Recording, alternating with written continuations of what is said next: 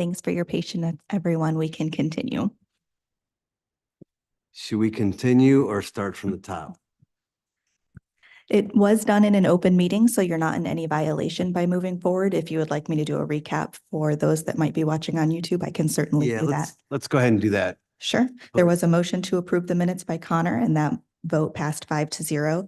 Item number 3 was read in, which is an ordinance authorizing the mayor or his designee to enter into an agreement or agreements without the formality of publicly advertising for bids with Community Hall Foundation, Inc., doing business as Akron Civic Theater for professional services relating to Lock 3 and declaring an emergency.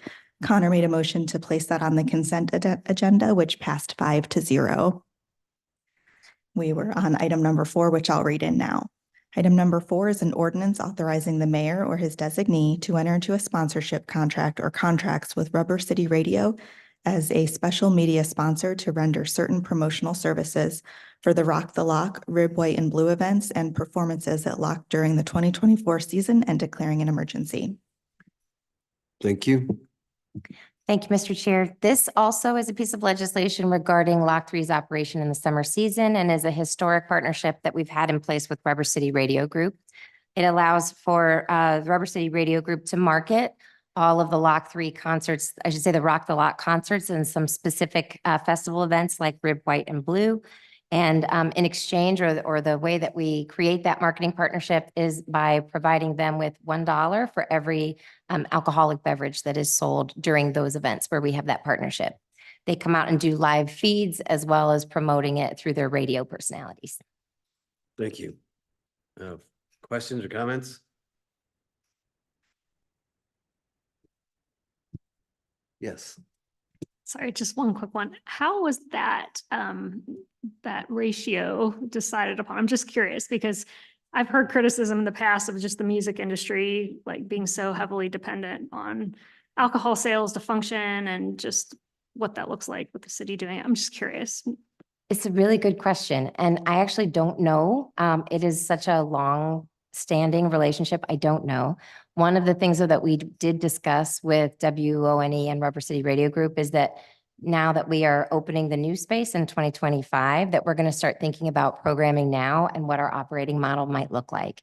And so it's not necessarily a given that this relationship would continue in this way. And we want to be able to think about what are the best practices that we should be implementing in this space come 2025. So this will be our last year in what we're calling the Lock 3 backyard. I don't know if Sean, do you have anything about how it was created? Because it was before my time, so I apologize. No, understood. No, actually, it was before my time with OID as well. But I think it was a way to get do marketing without coming out of pocket with city funds. I see. Yeah. So. Thank you. Appreciate it. Thank you. Other questions or comments? None? Consent agenda, okay? Yes, thank you. Motion? All those in favor signify by saying aye. Aye. Against, the ayes have it. Thank you. Item number 5. Item number 5 is an ordinance authorizing the purchasing agent to enter into an agreement or agreements without the formality of publicly advertising for bids with Woodsy's Music, Inc. for sound and lighting services for Lock 3, authorizing payment therefore and declaring an emergency. Good. Thank you. And this also, we've had an existing relationship with Woodsy's for many years. Woodsy's is the local company that has the capacity, staff capacity, as well as expertise to do the sound and audio technical engineering for Lock 3 during the season. They are also a vendor that works with the Civic Theater. So the Civic Theater's stagehands are also the stagehands that provide services for Lock 3. And so this continuity is the best situation for our audio technical services in Lock 3. While there are some local smaller businesses, they do not have the staff capacity or generally the expertise to be able to do the whole season contract in Lock 3. And so that's why we were recommending moving forward with Woodsy's. Last year, the contract was about $125,000. This is not to exceed $150,000. We don't expect that it would be higher than where we were last year. We just wanted to make sure there's enough resources there to cover their invoices. Very good. Questions or comments? Is this, yes, Sharon Connor? Now that we're kind of finalizing these, can we expect a lock 3 schedule out in the near future? You can. So we should have that ready for May 9th is when we are hoping to release that schedule. I'm looking forward to it. Thank you. Thank you. Further questions or comments?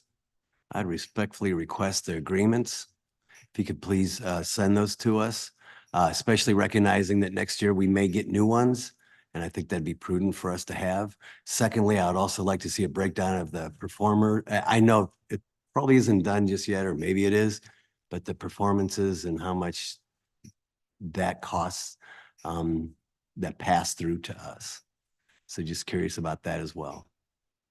Okay. Absolutely. Year over year or just for this year? Well, maybe let's say the last 3. Okay. Questions? Consent agenda is okay? Yes, thank you. We already do that part? Consent? I'll make that one. Second. All those in favor signify by saying aye. Aye. Against, the ayes have it. Thank you very much. Thank That you. concludes our meeting. Thank you. Thank you. Our next committee will be the Public Service Committee. Those committee members are Kamer, McKittrick, DeShazer, Hardy, and Lombardo. That committee will begin at 2 o'clock. Again, that's the Public Service Committee, and it will begin at 2 o'clock. Thank you.